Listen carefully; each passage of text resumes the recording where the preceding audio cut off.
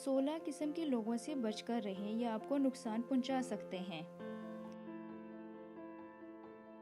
बहुत ज़्यादा चापलूसी करने वाले, दूसरों की कामयाबी को अपनी नाकामी समझने वाले,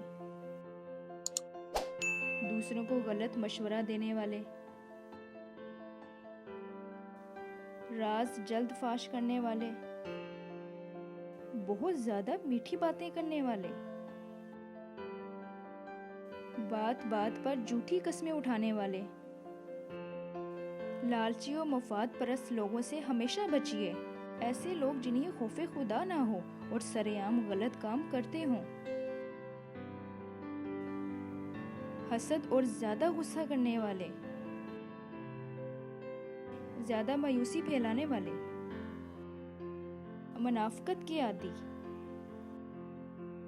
दूसरों को तकलीफ देकर खुश होने वाले, बहुत ज्यादा दोस्तियां रखने वाले, जिसे छीनने या चोरी करने की आदत हो,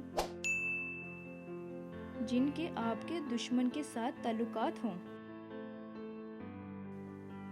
कोई भी नशा करने वाले,